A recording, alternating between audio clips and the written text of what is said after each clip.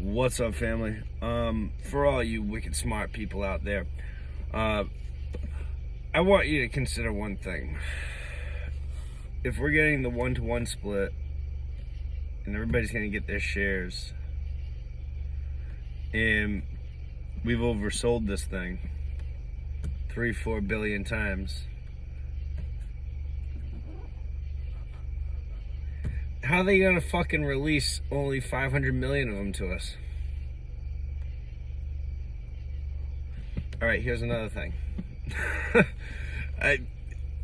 I'm just baffled. All right, but here's the other thing. All right, if Adam Aaron uses his discretion to release more shares into the market, who's he gonna give them to? He's already given them to you once. Who's he going to give them to?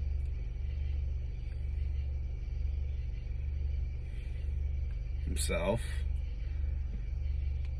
And I want to know, out of those, shares that he's given to us, how many is he banking?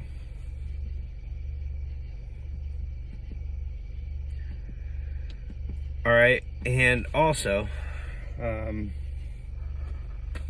because I was under the impression at one time, right? It was like 519, 513, whatever it was in the float that was able for retail to trade, but institution owned like another 40% of those. But then we had oversold it like a shit ton of times with those fake shares, those emails. That's all I call them, right? I mean, some people call them synthetic shares. I just call it an email because you get that email confirmation, right? So you got that email saying that we're holding your money until you decide to sell us back that email. But shit's ridiculous. But who's he gonna issue the other 4 billion shares to if he does decide to use his discretion to release them? I mean, come on, is he gonna release them again to the people? Is he gonna?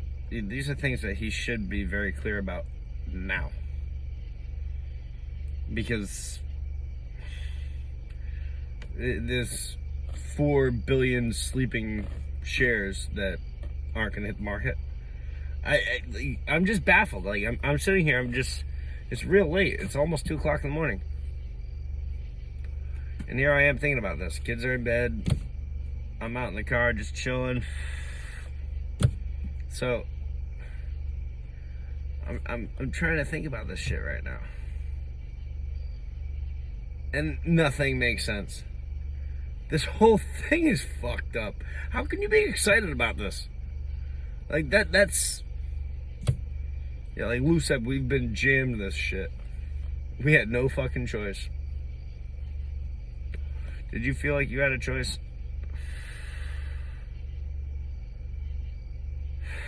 We had no fucking choice. So, on Monday, when the shares are sitting at about $10 higher than where they closed at, when they closed at $27, so that run up. I feel like that big fucking hit that we saw was them just feeding ape.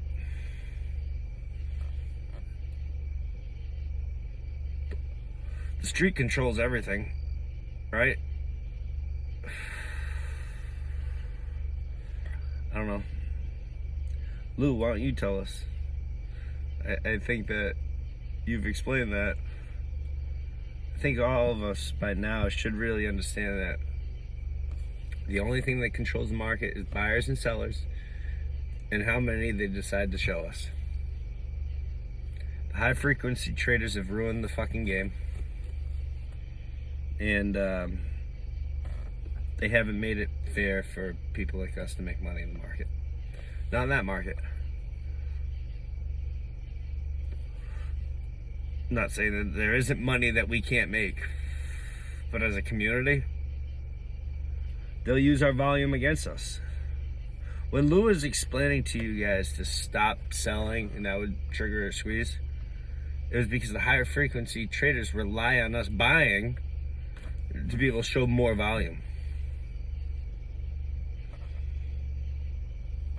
like I saw one video recently that explained like how they would use your trade to be able to trade thousands of times before they even showed your sale in the market.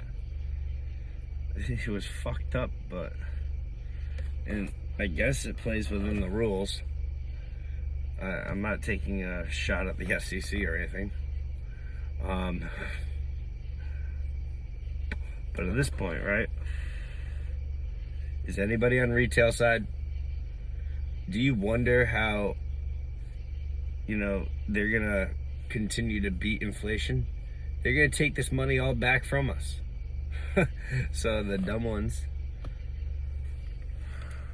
are gonna get vaporized. When they see the middle class, and I don't want to go too far into this, or the lower class, saving up some money and getting themselves into a little bit of financial freedom, they want to squash that. Because if they can take it, it's excess, and they can just put you back into the lower class. It's sad the way that works, but if you think about it, 87,000 IRS agents just hit the market. So if 87,000 IRS agents hit the market, they're only going to be able to tax so much.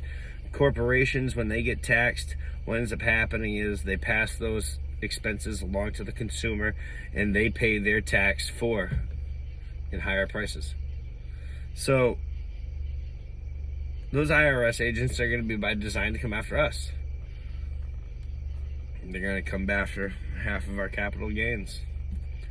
A lot of us have a lot of short-term gains in this because not everybody just loaded up on this position at once. I know damn well that's not the case for me. Week to week, I drop money into this. So just to consider things. But I have my money in other places. I don't want to take on the responsibility of explaining to you what I do and how I choose my other plays.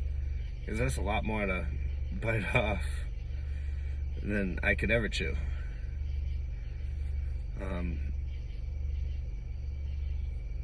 So I like talking about this play because there's a wide community of people that can see the FUD, can see the corruption, can see how corporate greed can take over, can also see how hedge funds can manipulate a play. This is all the things that I've been talking about for years and years and years, and like a lot of it has been, so thoroughly explained to us by one person. And now I feel comfortable enough that I can talk about some of these things with you. I really feel like the herd is going to thin itself out. There's going to be people that see right through the bullshit, aren't going to buy what Aaron's selling with this shit. And when they realize that their play isn't running as fast as like they expected it to, there's going to be a lot of people that dump off, and a lot of people left holding that bag all the way back down to $2-3 fucking dollars. Sad as that sounds. Don't be one of those people. I'm only telling you what I'm doing. This isn't financial advice. If you're looking to me for financial advice, come on. Do you even know me? For real. However, I like to break down what I see, all the different videos I watch, the market. Everything is still going to collapse. AMC is not going to be the catalyst for that, so you don't have to feel guilty too. But these people fuck up everything. And remember this, they're taking it from you. So understanding what, Big Brother is doing to, keep you where you are. Remember that when you vote for more government or you vote for less government. I listened to Senator Huckabee the other day talk about one flat tax. It would solve the need for all these IRS agents, but nobody in Congress wants to talk about it. It's not something that he just made up. Consider that one, huh? All right, y'all. It's been a good night. And I think I've talked to you enough. Next week is going to be fucking stressful. And that's why I came to you here with a little bit of a longer talk. I'm not trying to knock on any of you. You know, I might just have one more cigarette, but as this play moves along, we're going to have the chance to make money and compound in the future. Let's not give that up, you know? We've got kids, we've got families, we have needs for that money. Even if you don't reach for it right now, there's no point in losing anything. I would hate like hell that anybody following my channel that actually follows because they like me and they like these opinions gets vaporized because they just, you know, didn't use common sense. Once again, the common sense investor. Ha! Later, yo.